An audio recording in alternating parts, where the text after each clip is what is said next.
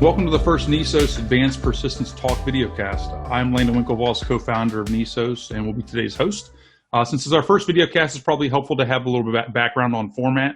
The format is to have 3 to 5 subject matter experts from both industry as well as on the vendor side to kind of discuss one hot topic in cybersecurity.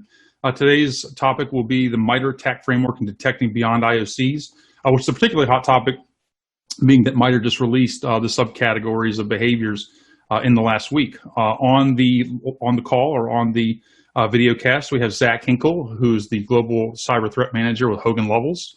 Next, we have MITRE Attack Team Lead Adam Pennington, followed by John Strand, CEO and co-founder of Black Hills Security.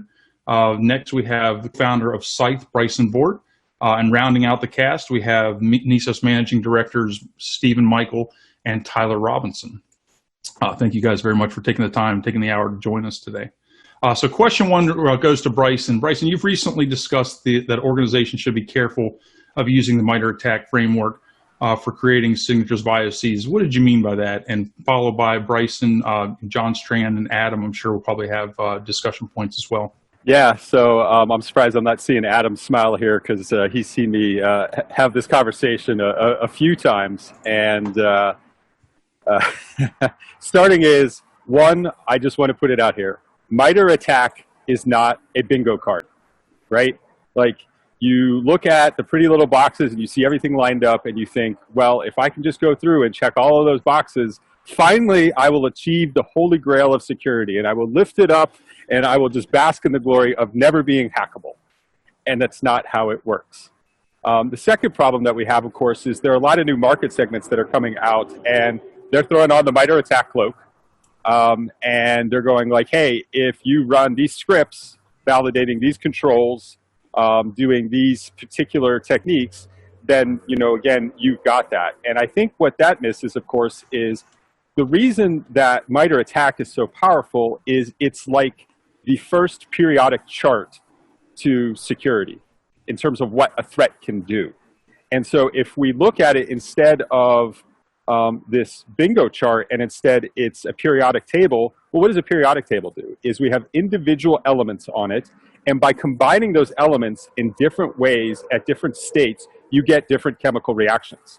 And so my point on this is, for example, your ability to do lateral movement or execute a particular technique, or as we'll hear later, a sub-technique, depends on the state that the attacker is in, right? If I have credentials, my lateral movement is going to be a lot easier than if I don't have credentials.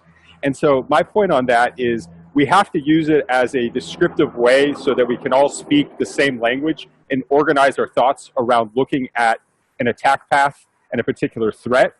But it is not something that we just need to fill in the bubbles and say we're good. So I absolutely agree with the bingo card thing. And I want to kind of clarify exactly what I see as a mistake that people make many times with it is if you start writing signatures that are very, very rigid, like this is the example that MITRE provides, we're going to write a signature for that, therefore we have captured everything associated with that technique. That's not how an attacker is going to work. The other problem that I see whenever we're trying to write signatures is also kind of correlating it back to a specific set of tools, open source tools, commercial tools, and saying we're writing signatures for just these things. The final thing that I think is key is whenever people are thinking of threat intelligence, one of the things I always harp on is they look at it incorrectly, horribly incorrectly, most of the time. They look at the specific, let's say 12 or 13 techniques that an attacker actually used, and then they go and try to develop detects for those 12 or 13 techniques, and they say, congratulations, we have this where an attacker can gain access to an environment. They use these 12 techniques to get domain administrator, gain access to sensitive data. We detect all of those, we're secure. An attacker is inherently dynamic. An attacker is going to change their tactics. They're not going to reuse the exact same thing. So whenever you're looking at trying to work with MITRE, what I recommend to all of our customers is you shouldn't look at just a handful of techniques. You should try to go through and figure out what is the total amount of coverage that you can get across those techniques. Because Bryson's absolutely correct, but there's one kind of important kind of sort of sub kind of counterpoint to that, and that is you don't have to be 100% correct. If you have 80% coverage, 70% coverage, you may miss a handful of techniques, maybe for initial exploitation, or maybe for some of the lateral movement techniques that an attacker may use.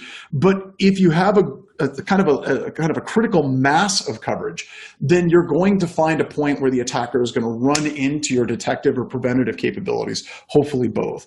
And that's when we're talking about spreading and doing lateral movement across an environment. We need to start making that adversarial emulation and simulation part of our vulnerability management lifecycle. Because right now it lives in two separate places. We have vulnerability management where we're checking for missing patches. And Lord knows there's plenty of missing patches and vulnerabilities that are popping up over the past few weeks, but there's so much more to it. If you actually look at the actual framework, there's only a handful of those different techniques and sub-techniques that are directly correlated to vulnerable service or misconfigured service. The vast majority of it is lateral movement techniques that your standard vulnerability assessment tools are going to miss. So that's why if we want to get that breakout and we want to start detecting that lateral movement, the only way that I really see blue teams being able to do this effectively is actually starting to do emulation and simulation in their environment, not as one-offs, but baked into their vulnerability management program.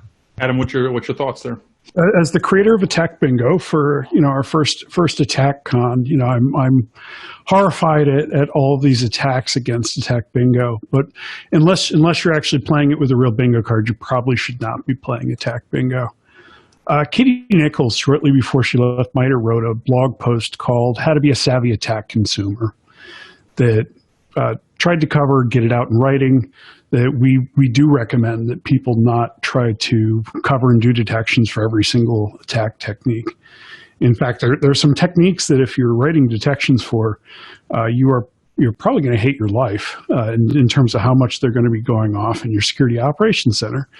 Attack is a knowledge base of things that we are aware of real adversaries doing in the wild based on intel that we've been able to get a hold of. And so it's also not going to ever cover every single thing that every adversary is doing. It is a trailing list. It is, however, a good way to prioritize. It's a way to see, what's already out there, what the knowns are, and a place to start with from that. And so you're talking about some of the adversary profiles in there too, in terms of we know that some adversary does, these 12 techniques. Well, those are the 12 techniques if you're looking at the attack listing for an adversary, those are the 12 techniques we were able to find in an open source, freely available threat intelligence report. And so that has its own biases. It has biases from the visibility that an incident response firm has in a lot of cases. And it's a snapshot in time, correct? It's a snapshot in time, or it may even be a broader period of time. I've seen threat intel reporting that sounds like it's about a single campaign, but it's talking about an adversary over a much longer period of time than the report indicates. And so it's, all of these things are starting places. They're good places to, take a look at. If I really care about APT28 today, well, here are 12 techniques that are really good to start out by looking at, but it's not where you want to stop either.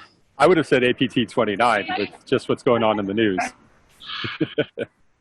Yeah, today's been interesting.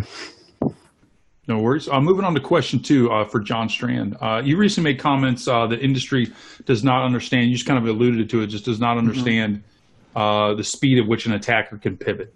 Once they reach a foothold, they might not necessarily be on the collection objective and focus on the path of least resistance rather than what attacks work in a particular industry. You mind giving a couple of examples and kind of a little more insight into that? And Zach, Hinkel, Adam, and Bryson, I'll be taking follow-on counterpoints from that. Absolutely. I mean, if you look at once an attacker gains a foothold in an environment, there's all kinds of different techniques. We still see group policy preference files that are legacy that are floating around. We see tools like NTLM Relay X working incredibly effective in environments, link files that can drop in various locations to get additional credentials. And there's a couple of really cool themes that you start to see as an attacker where these things continue to work work and you get excited for about the first 5-6 months. And then after that, you're like, oh God, it's group policy preference files. Again, I thought this was patched like a decade ago. And of course, the patch didn't actually take care of the problem. So, if we're looking at that type of lateral movement and how an attacker can actually move effectively around an environment, and we look at the MITRE Attack framework, right? I think that a lot of people approach it, and once again, in an incredibly incorrect way, where they start saying, okay, we need to have Splunk rules for every single one of these techniques. And that just, as Adam pointed out, that's going to drive you insane, and you shouldn't do it that way. However, there's certain techniques that you can do that actually deny an adversary a tremendous amount of possible lateral movement. For example, simply enabling host-based firewalls in many environments will deny an attacker a tremendous amount of real estate for them to try to take over and give you multiple detection opportunities. And that's not that hard. Your workstation shouldn't talk to each other. Treat your internal network as hostile, because it is. And I think the framework has been great at kind of articulating that, oh my God, if I'm on the inside of a network, I have dozens and dozens of techniques available to me. If we look at other things, like if we start moving into application whitelisting, even based on directory, it's not going to stop everything, but it's going to stop a large number of the techniques that are available. So we shouldn't be looking at these techniques and saying, well, we got to detect this one, we got to have a signature for this one, we got to have a signature for this one, but instead step back and say, what can we do categorically in our environment to shut down an attacker? One of the conversations we're having with MITRE right now is the idea of how can cyber deception, be actually added into the framework? Because it can. One of the things you can do is you can implement honey accounts in Active Directory, where if an attacker tries to do a password spray to try to gain and do lateral movement, as soon as they try to authenticate to one of those accounts, or if you have service accounts and they try to do curb roasting and they're like honey accounts, you can detect it. So I think if you look at MITRE and you start really learning what it's actually showing in the attack framework, it gives you really a great picture of things you can do to shut down a lot of techniques available to an adversary. The corollary that I think is incorrect is trying to sit down and trying to write DTEX for each and every one of them, because then you're just running through and you're trying to plug holes as they pop up piecemeal. Yeah, and I'd have to agree with that, John, and especially the instance that I feel, especially doing hiring, that we're already stretched thin finding good talent, right? Our talent's getting older. And to be completely honest, I'm going to burn somebody out incredibly quick if I have them sit down and write a bunch of alerts and then have them investigate those alerts all day, every day. Nobody wants to do it. I mean, I wouldn't want to do it, and I don't expect anybody else to want to do it either. And so I think it is better to step back and look at the holistic picture and say, hey, what simple things can we do? Maybe it is turning on Windows Firewall. What things can we do to kind of slow things down? And I don't want to throw out, buzzwords like zero trust environments, but it's kind of looking back from that aspect. Why are individual assets talking to each other? There's absolutely no reason they should be. And how can I build out either firewalls or alerting that just brings out the anomalies of those communications instead of trying to look into each alert? Try to be proactive instead of reactive. And I think whenever we're looking at the framework, we finally have an architecture of attack, right? The architectures of attacks. And I think that it's completely lost and we don't do it correctly if that doesn't help us develop the architectures of defense on the other side. And so going back to sort of, you don't want to create a detection for every single technique and attack. It still may be valuable to take a look at what you're doing about each technique and attack. And so for each one, the answer might be mitigate, it might be accept risk, it might be detect, or it may just be to not even accept risk, but I can't even worry about this. It's just too much. Some of the supply chain. Because you don't have to hit everything, right, Adam? I mean, I keep coming back to that to people. Well, stopping that. It's not going to happen. You're going to get into that InfoSec burnout, and it shouldn't be your goal. It absolutely shouldn't. But you should be looking for those structural things that'll deny as much as possible in an environment. Some of the work we've done with mitigations in the last year is hopefully making that a little bit easier. So we turned mitigations into their own type of object in our October release, where you can now go in, take a look at a specific activity you might do and look at what techniques it has that it might be open to it. We did a decent amount of work redoing our mitigations and improving them at the same time. So something we'd had previously in the framework is where we didn't have a mitigation for something. In a lot of cases, we were suggesting application whitelisting, now application control, but it wasn't necessarily the panacea that we had it out to be. So you'll actually find that application control has gone down considerably over the past year in how many techniques we suggest it for. But yeah, it's hopefully another good starting point for, if I take this activity, what might I be able to stop? I want to pick up on something real quick about vulnerability management. I think that's one of the things that is ripe for innovation in the industry. Is right now what we get is a linear list of a lot of problems that we're supposed to solve, and no automated way that makes those contextual to our particular risk posture, which would prioritize them, as opposed to, thank you, CVSS, that's a number, whether that's true or not, I don't know, right? A 10.0 doesn't mean it's a 10.0. That's why we have system of systems and defense in depth. I did want to call out something that I didn't hear yet, though. And Tyler, I'm really enjoying the background with the people walking behind you on the beach. That's just, it relaxes me. I thought my background was cool, but then Tyler just like totally comes and just crushes it. Mic drop to Tyler. All right, we haven't yet addressed the pandemic in the room, which is the fact that we're now in a different enterprise posture with COVID, which means a lot more people are working from home. Well, a talk that I've been giving the past few years is showing how easy it is to find, access, and then pivot from IoT devices. Well, what's IoT? IoT is printers, which is what the Russians got caught doing in August.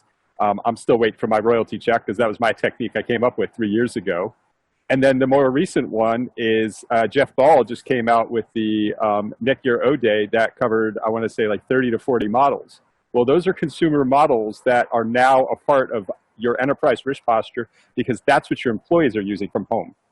And again, it's not the risk of the thing itself, but it's the pivot point and what it can get from there, where it can go from there. And since those things now are coming back in, hopefully over VPN with multi-factor authentication into your corporate network, hopefully into some kind of DMZ of least privilege that they then have to go from there, right? Like, let's follow all those steps.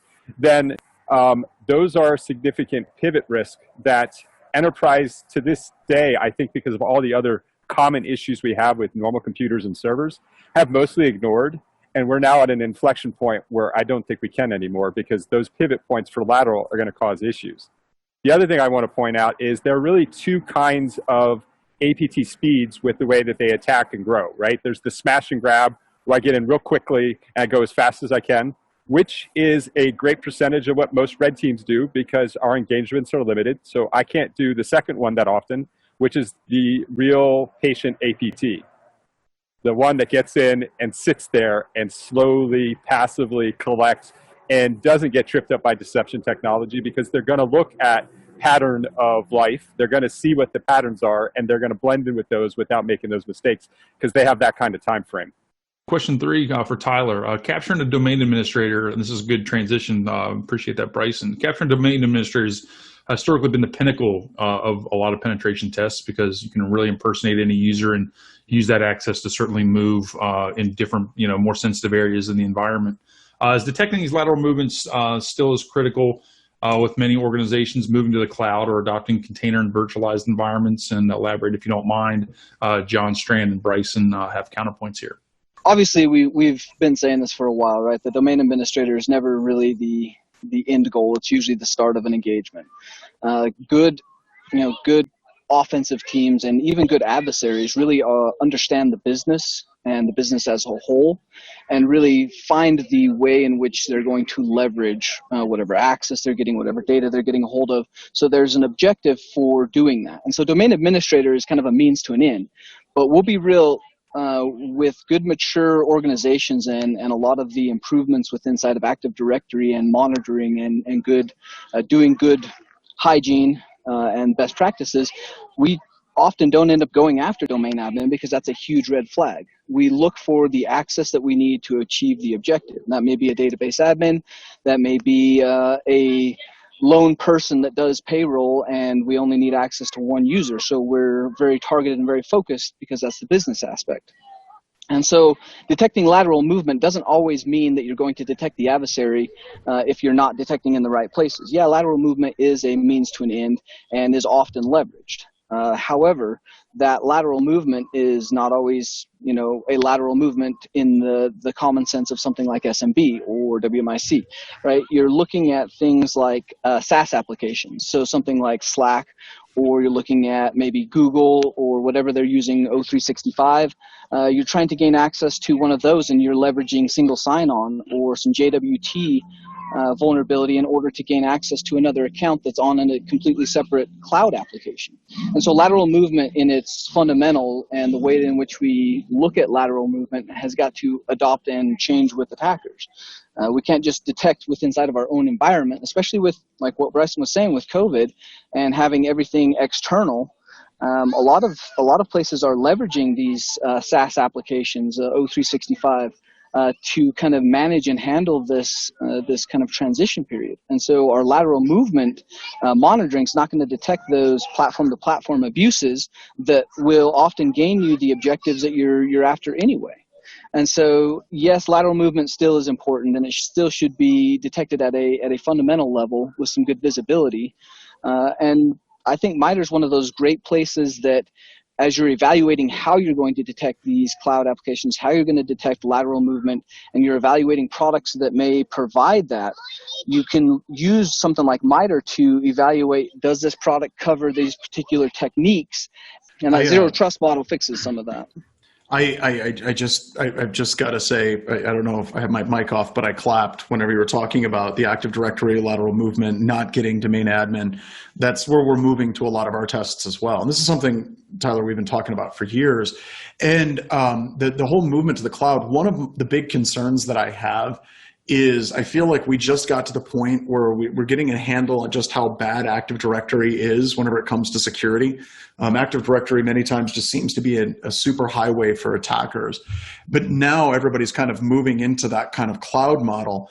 And I hope that what we finally did with MITRE and the attack framework, I hope that continues, not just for Active Directory, but continues to move into cloud. Because right now we're seeing cloud providers. You talked about Office 365. We've coordinated vulnerabilities with Google. We've coordinated vulnerabilities with Microsoft. Some vulnerabilities have been around since like 1999. And Microsoft still hasn't fixed a lot of those conceptual ones. It isn't like a vulnerability you can patch, but it's just how technology actually works. And I really hope that this continues, and it continues to be really, really solid in the cloud side as well. Because Active Directory and the way it exists today was already starting to die. But with COVID, just like Bryson said, it's now accelerated that dramatically. Yeah, I say cloud's one of the areas we're trying the hardest on right now. It's an extremely hard target in terms of threat intel. There really are not a lot of people talking about what's going on in the cloud, even though there's an acknowledgement that there is a lot going on in the cloud for adversaries. And so we're doing a lot of work talking directly with companies that have visibility in that space, trying to find the right people that have seen activity and are willing to talk about it so that we can get it into attack. So Adam, I've got to ask a question, and it's going to be a little bit like confrontational, but I have to ask. In the past, whenever a long time ago, I remember bringing up the idea of password spraying. A single password with multiple user IDs wasn't directly addressed in the framework in one of the earlier kind of iterations of it. And what I was told by MITRE when I said, hey, this is a vulnerability, you need to deal with this, was they said, well, we don't put in techniques that are currently being used by pen test companies. We instead focus on the techniques that are used by actual adversaries. Mm-hmm. And is that still the case, number one? Yes. And number two, my main concern with that is it may take a year, but then we do see the adversaries actually using those techniques. So I'll throw it to you to kind of answer those two questions. Yeah, so if you dig into our design and philosophy paper, we talk about that we will use red team and pen test techniques where it fills in what appears to be underreported spaces. So where it does look like there's probably a real chance that an adversary is using something that there are cases where we'll lean forward. In general, though, we won't add something to attack unless we've got that adversary evidence, but it doesn't need to be necessarily a openly reported thing. So as it says in our design and philosophy paper, we're willing to take private sources on that. We'll reach out and talk to threat intel companies. We'll ask people in some cases to search and see if they're seeing a specific activity. And so it isn't just that we passively sit back and find out if something happens. If somebody has a technique that it looks like there's good reason to believe might be out there in the wild, we do try to do the legwork too. But yeah, we recognize that red teams and pen testers are often more creative than real adversaries. It is a scoping function for us and a way of trying to keep attack from being 1,000 techniques. Awesome.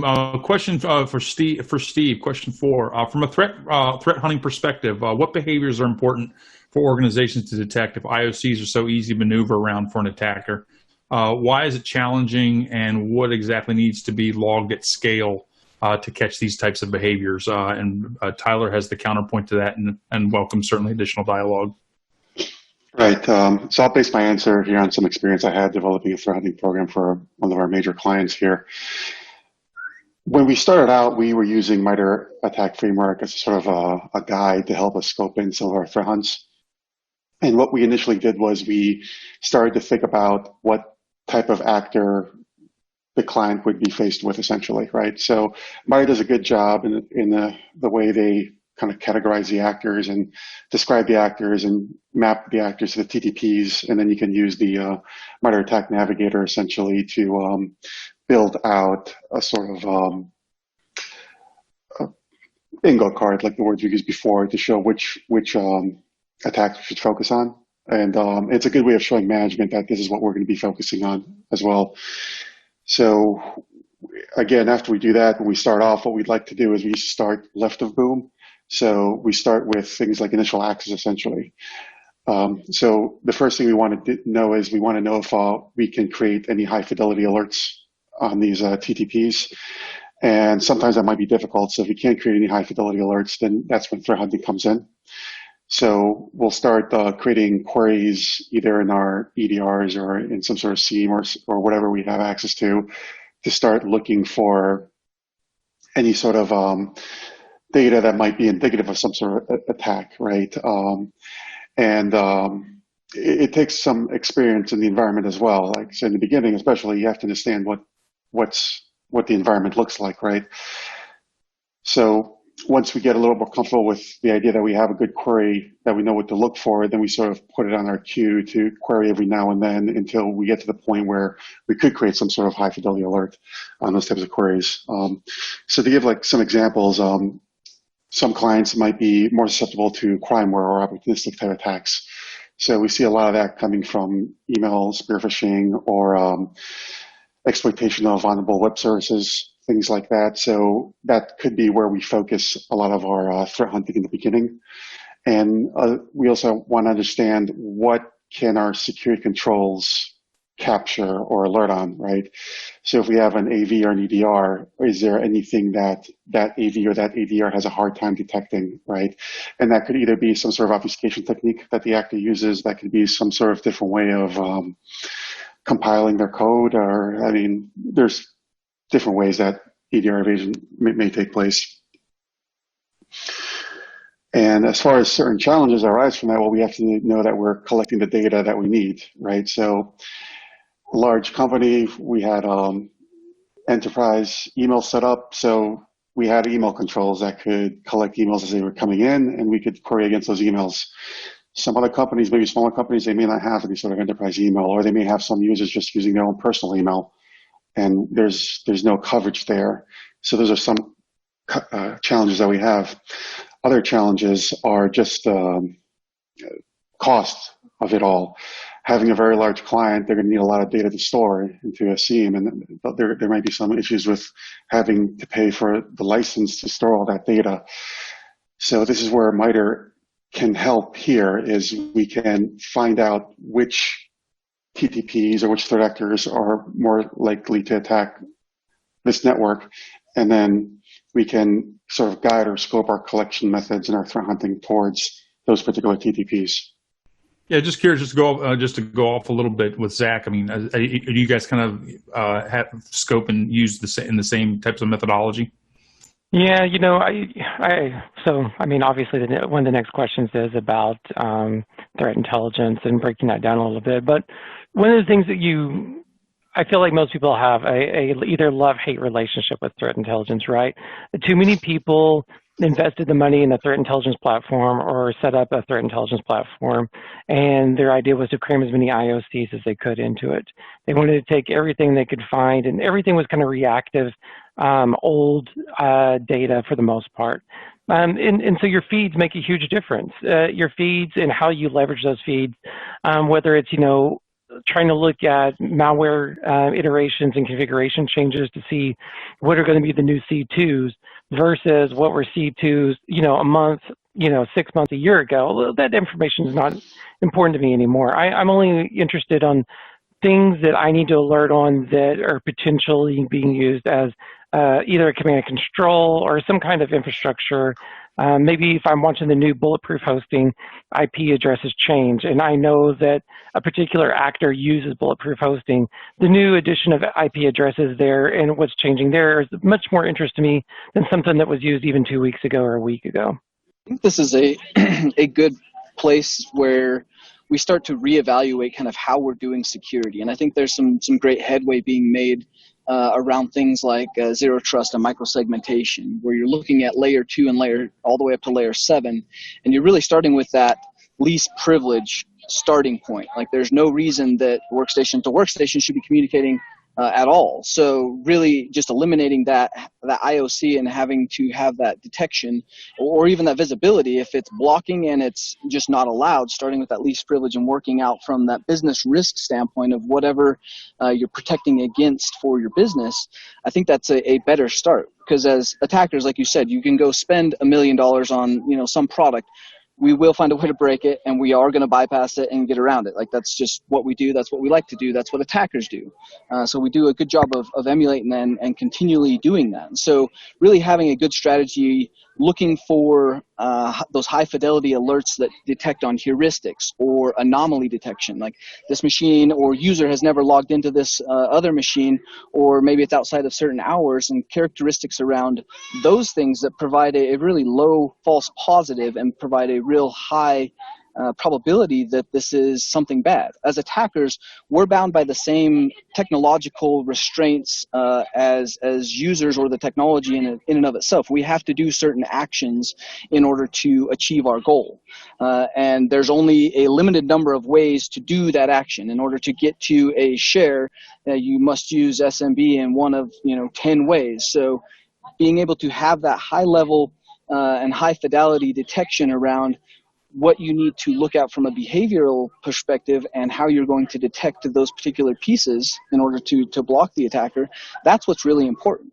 And so really starting with that least privilege, that zero trust, leveraging some of the newer things, and then identifying what's at risk and making sure that you understand that the attacker can't pull some magic thing out of his hat to use DNS over SMB, at least yet. So, those are the things that as an attacker we have to think about, and as a defender, you need to put all your eggs and your resources into those baskets, because your return on investment is not going to come unless you're actually hitting those particular targets, and management's not going to provide that money again next time.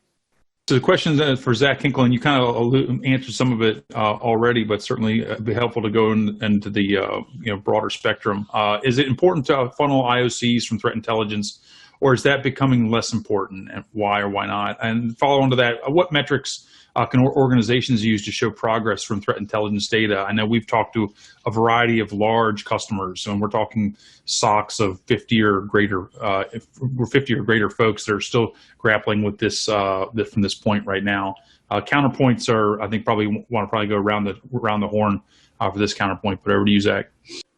Yeah, and I think it kind of goes back to actually a couple of different things I've said. Is a lot of people think whenever you buy some tip that is the kind of the end of the expenses, if you will. Like, I'm just going to take all this open source intelligence and shove it in here, and I'm going to be able to I honestly treat it like an old AV solution, right? I'm looking for all these IPs and domains and hashes, and then I don't have to have any more expense with that.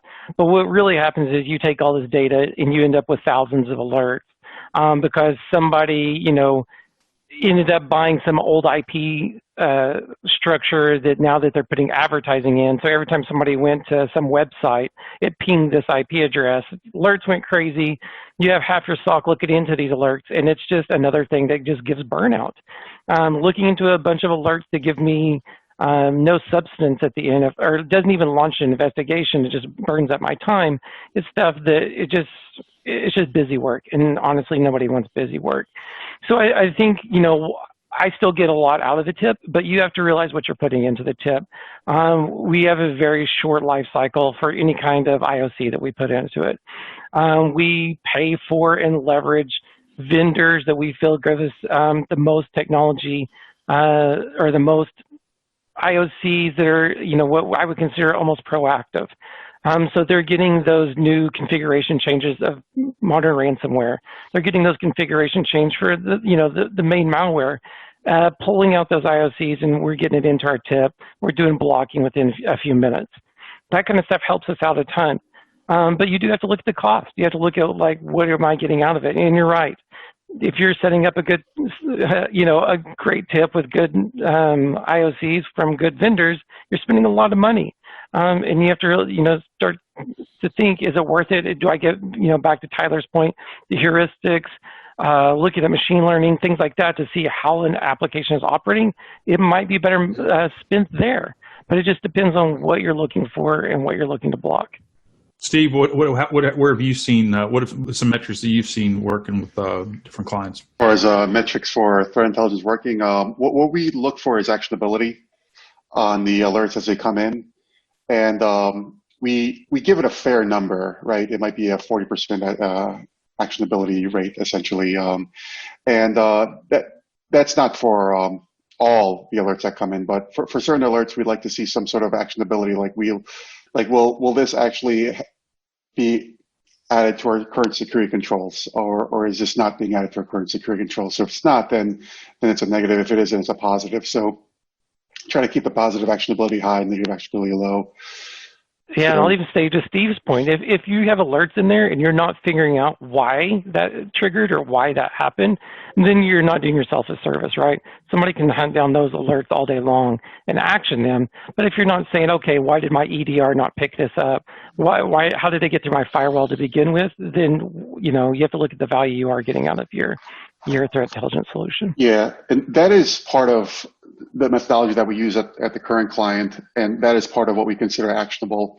For example, we did have an IOC that was added to our network controls, essentially, and it was relatively old, if you want to call it that, but it did hit on a process that was actually running in our environment that had been running for a while, which, as you said, our AV didn't pick it up for whatever reason, and our EDR didn't pick it up for whatever reason. So now we have to go back and see, aside from this network IOC, well, is there anything else we can see in the behavior of this piece of malware that we can utilize to detect on the behavior of the malware itself, instead of relying on getting lucky with an IOC like we did?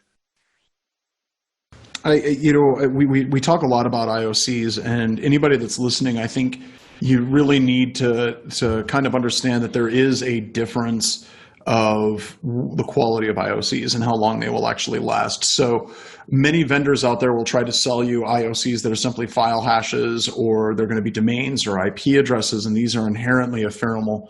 So be careful with those types of IOCs, and they can be very expensive for those. So whenever you're looking at behaviors, you know, we sat down and we released an open source project called Rita to kind of focus on the two columns on the far right-hand side, moved in one for command and control and data exfiltration. penetration, trying to develop better IOCs on the network analysis side by looking at the beaconing patterns and the behaviors that are coming out of the environment. So anytime you hear us talking about IOCs, understand that in the community, a lot of us, we use that term like it's this big blanket thing, that an IOC is just this magical thing you can purchase. But please understand there's variations in the quality of the IOCs that you actually get. What was that pyramid of pain? Was it the IOC pyramid of pain? Threat hunting pyramid of pain? What was it? I'm having a brain fart right now. But it describes that in great detail. So just Google, I think, IOC pyramid of pain, and it'll bring it up. I was going to talk about the regular pyramid of pain by David Bianco. And like, this is the perfect setup that I'm wearing the wrong shirt, because this is the reason that purple teaming has become popular. Okay, so I've got IOCs. I have IOCs of varying quality, but IOCs for the most part are ephemeral data points, right?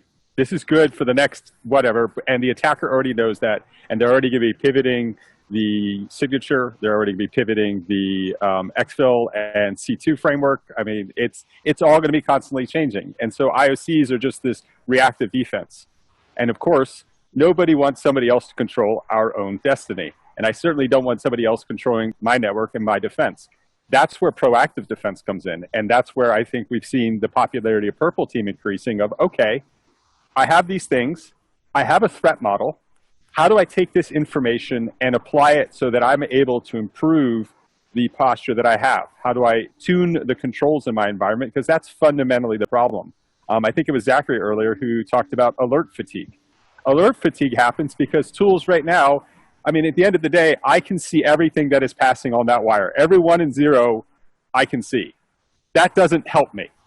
That doesn't help me at all. What I have to do is apply the right heuristics to those to pull out what is anomalous behavior. And the only person who can actually do that is me. There is no vendor who can do that for me. But this is where the offensive security community can help you.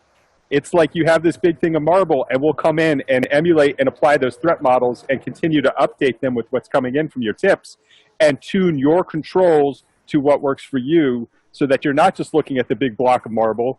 You actually have a finely crafted Michelangelo or a John Strand, because he's such a handsome man.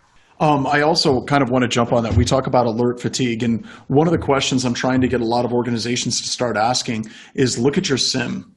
Of all the and I hate it whenever I talk to blue teams and they say, well, we log 64 terabytes of logs a day. I'm like, that means nothing at all. So whenever you're looking at the amount of logs that you're pulling off and you're trying to do detects off of it, you have to ask yourself a couple of questions. What percentage of your logs actually have alert or a rule associated with them? And you're going to find in most organizations that's going to be less than 5%. So what are we doing with all these other logs? And I see organizations, they're like, well, we have our SIM and we have way more logs than we can handle. So we went and we purchased a data lake to hold more of this data that we're not doing anything with, but that's not quite there. And I'm just waiting for the vendor to come out with the data ocean, even though Chronicle backstory is pretty close to that. But I think that we fundamentally need to start reviewing how we're doing alerts and what are the logs that we're pulling off and what is the fidelity that we're getting out of those logs. The traditional Windows logs, garbage. They're absolutely horrible for the vast majority of them to actually detect what is happening on a system. But whenever we have Sysmon all of a sudden is telling you this is the process, this is where it executed, this is what it talked to. It's all the stuff that we always wanted in security. And yet I sit and I talk to companies and they say, yeah, we haven't gone to Sysmon yet. Why? Oh, we're logging too much as it is. But most of it's garbage. And I think that we need to get better about what we're actually logging. And the only way that we get better is actually looking at the attacks, understanding what is actually triggered from those attacks, and then developing the signatures and the analysis based on that. And one of the first people that did that, of course, was JP-Cert with their tools analysis. And I think a lot of that is now kind of coming into MITRE as well. But this is a seed change. And we really need to get the word out that we need to be capturing the right data to do the right detection. I'm probably the last person anyone would expect to take a pro-IOC stance, but timely actionable IOCs can be super valuable, though. I mean, it all comes down to, as John said earlier, the quality of the data source. I've seen some great stuff in peer sharing organizations where, an adversary is sort of moving around in industry and order. If you gave me an option for adversaries going to attack me tomorrow, knowing their command and control IP address that they're going to use on me, or what lateral movement technique they're going to use, I'll probably take the IP. But obviously, I'm a big fan of behaviors. David's pyramid of pain in terms of how long IOCs are good for, how easy is it for an adversary to shift. But I think there can be a place for them too, especially if they're coming from, really high quality, high fidelity sources. One sub question I have just for Steve is, Steve, you and I have talked, a lot on side channels, and you've indicated, that you do a lot of Micropurple teaming, so to speak, to kind of evaluate, a lot of different evasion techniques, so you're not relying totally on IOCs. I'm just curious if you could elaborate there. Yeah, we do a lot of, we call them atomic red teams, essentially, is a term that we use, and probably a term that other people use too. But they're very tightly scoped red teams, and the sole purpose is to test the security controls. And again, that's more for the threat hunt team to understand what the security controls can detect and what they cannot detect. We primarily test against host-based controls, so the AV or the EDR. So some examples that we've tested on in the past were different ways to obfuscate some PowerShell in the command line. We did that about a year ago. We noticed that a lot of the attacks that were coming through involved PowerShell. So we spent a lot of time researching different obfuscation and evasion techniques just on PowerShell, and tested against the AV as well as EDR to see if we got the alerts. And for those that didn't alert on, we either created our own alerts, and if we weren't able to create our own alerts, then we would just put that in our threat hunt queue and just consistently search for them. So that's essentially an example and the purpose of why we did some of these atomic red teams. I've got a question for you on that, Steve. Yeah. So whenever you looked at the MITRE evaluations where they went through a bunch of EDR products, for you, and I'd open up to anybody else, was anybody else like a little bit terrified at how many misses there were, and then how many MSSPs, like data enrichment, was required to make that EDR detect the techniques that were actually used? And I bring that up because the tools that they used, I think specifically with APT1, was, it was PowerShell Empire and Cobalt Strike. And for a number of the tools, there was like 30 some misses. And then if you factor in the MSSP, that you had to have the data that would come off for telemetry, and then the MSSP would generate the alert, it was a bit scary to me. And then the follow-on to that was, I don't know anybody else that does red teaming, like literally as soon as that happened, Cobalt Strike just started getting nailed to the wall, but then other frameworks weren't detected. And I think it kind of shows the brittleness of some of those rigid detections. So I'll kick it to you, Steve. Yeah, I'm very familiar with what you're talking about. Personally, we were not too concerned about those MITRE evaluations because we did not rely on them to test out our EDR controls. So we actually created our own. I wasn't meaning specifically for you, but I mean for the industry in general. Oh, like okay. Whenever you're looking at all of these products that have billions of dollars of funding, and they're still missing a tremendous number of tactics. Sorry for the clarification. Yeah. If the industry is just relying on those evaluations, then I would be alarmed, because they only look at certain things, right? So if the TTPs that they look at are just ones that are mapped to a particular APT, right? And oftentimes they don't consider different methods to actually execute those TTPs, or different methods on how to obfuscate those TTPs. And I think that's that sort of understanding is lacking in the industry with some of the people that are involved. Essentially, like, if they don't understand the technicalities behind it, they'll just look at it and see all the green boxes and say, okay, this tool has a higher valuation because it has more green boxes. But they may not understand that, oh, it has all these green boxes because this particular test may have not utilized this obfuscation, and this obfuscation is not undetectable by this particular EDR, for example. So there is not sure what the right word is, but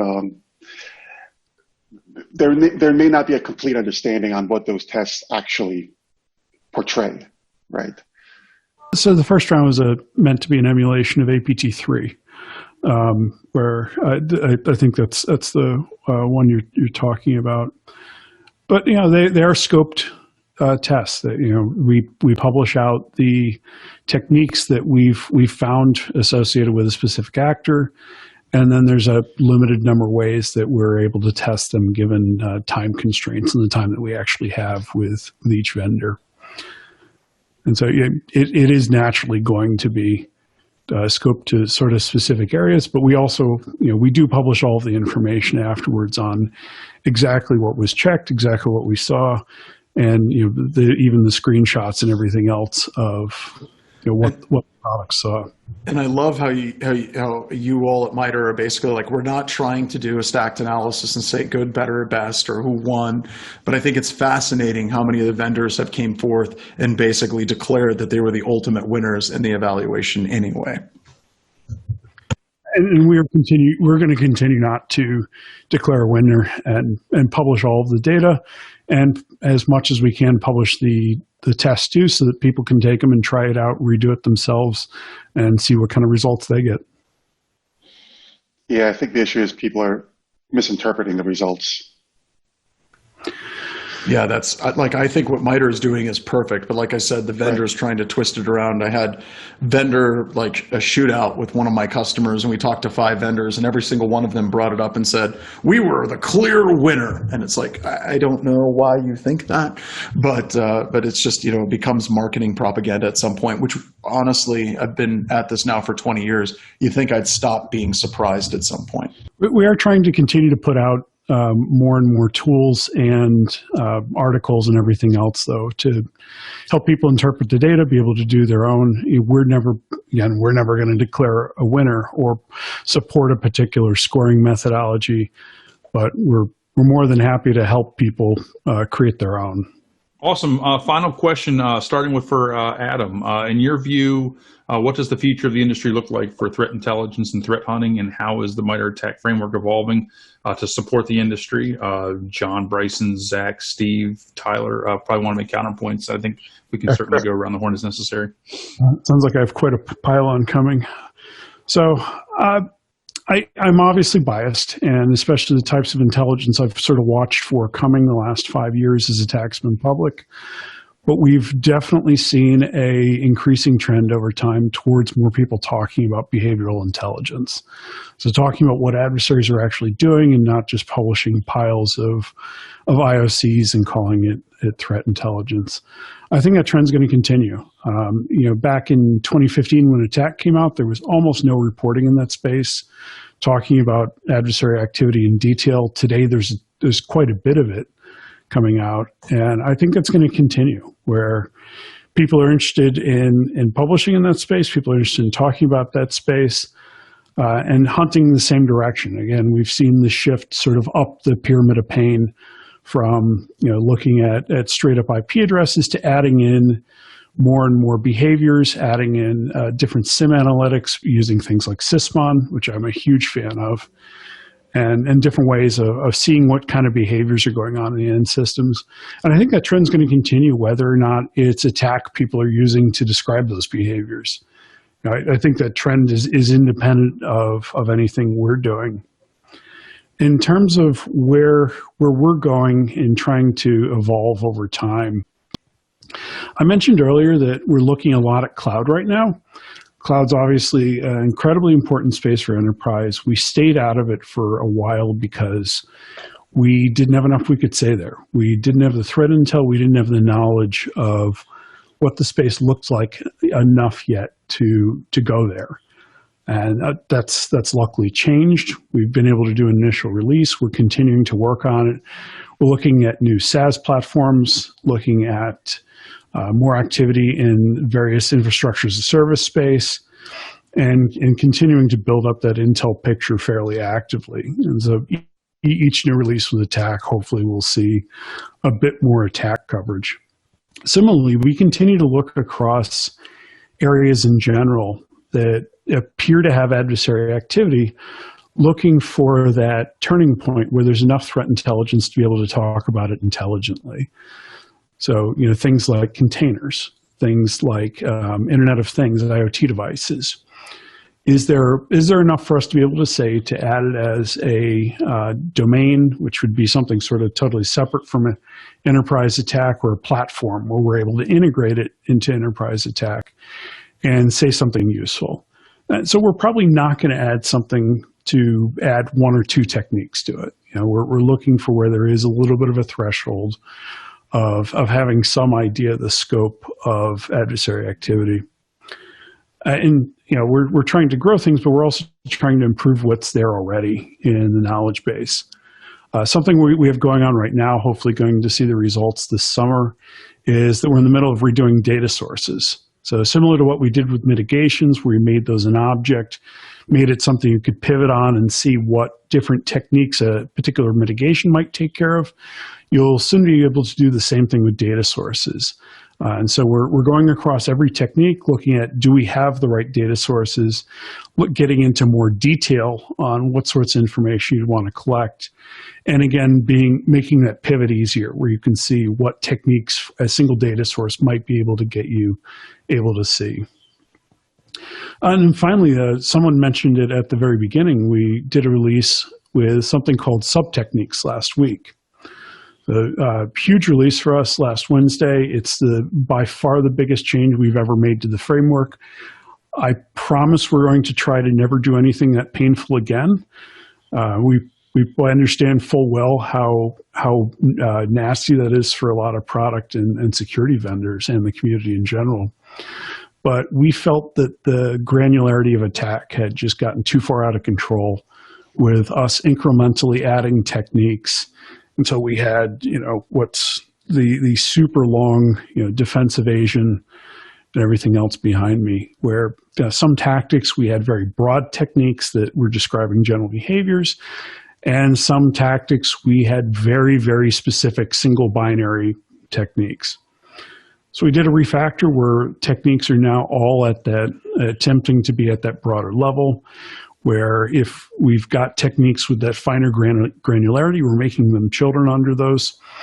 And it also should allow people to describe their coverage a little bit better. So instead of just saying that you've covered scripting, you can talk about everything from PowerShell, JScript, Unix scripts, stuff like that, and get into a lot more of the detail.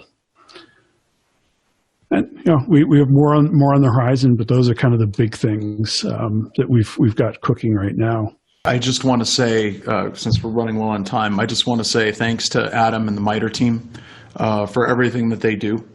And I do fundamentally believe that what MITRE is doing right now is without question one of the most important things that's happening in computer security. And I just ask that you guys all keep up the great work.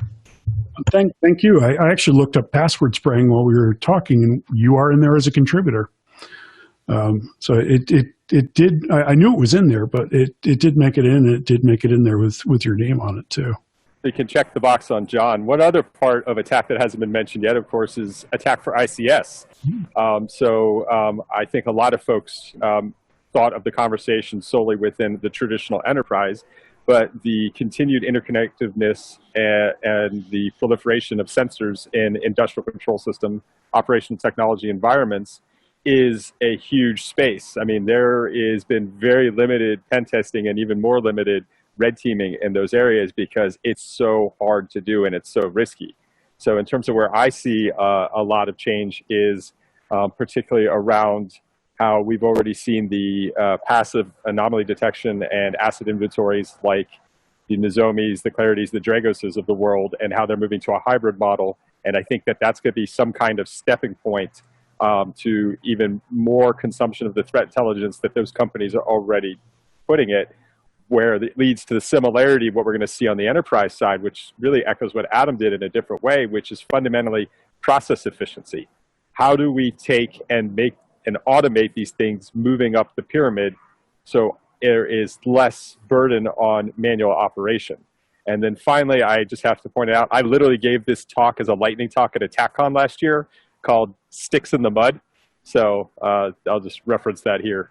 And I hadn't mentioned attack for ICS yet or attack for mobile, but attack for ICS is another one of those areas where it took a long time to hit that tipping point where we had enough to say that we could really get it out there. We had a ton of help from the community, acknowledged in the techniques themselves. And we're working to make that more similar to the rest of ATT&CK right now. So getting things like mitigations in there, so what do you actually do about all of those techniques, and moving it towards being aligned with sort of the rest of our ecosystem, getting it into sticks, getting it into Navigator, getting it into more of our normal frameworks so that people can work with it. But it's been good to have it in a much more flexible space as it goes through more rapid development than some of the rest of ATT&CK. One of the things I think we'll also see is we're going to have to see a influx of actual analysts that can take a lot of the framework and a lot of the groundwork that has been laid by a lot of these tools. And at some point, these tools have to be evaluated. IOCs have to be evaluated. Network detections and alerts all have to be evaluated. And at the end of the day, that is, AI and ML is not going to save the day here, at least yet. And that means that you're going to have to invest some time and invest some money into personnel, into resources, into FTEs, into companies that can provide the level of expertise and technical capabilities to really understand how to prioritize and push forward on all of these different risk scenarios. When you start to talk about the cloud, one of the reasons the cloud was such a big deal and such a big target, I think, is because not everybody understands it well. Even to date, the people that understand cloud don't fully understand the full CDIC pipeline or how the company is leveraging the cloud and how that ties back into traditional network environments. And so really getting those technical people and resources up to speed on, how these things work together, but also how attackers are attacking them, and then how to secure them properly based on a lot of the stuff that MITRE is doing and the IOCs and behaviors, and doing that efficiently. Looking at stuff like the micro-segmentation and zero trust models, and really starting to change our the way we're attacking this problem, and really start to bring some effect and change to all the areas. Because you got ICS integrations into the cloud that then tie back to a corporate environment with all of the work from home people. So you end up with this massive attack surface of disparate technologies that really leads to some serious compromise potential. Well, like I said, appreciate everybody's insights for sure, and I think I speak for everybody. Certainly, there's a lot of passion certainly in the room. Certainly, thank you to Adam, thank you to John, thank you to Zach, thank you to Bryson, thank you to Tyler and Steve. I think certainly once COVID rounds out, hopefully maybe we can take the show on the road. I know Zach Hinkel would probably love that for sure. I'm sure we all probably would. But thank you for everybody for joining. And again, this has been the first edition of Nisos Advanced Persistent Talks, and thank you again.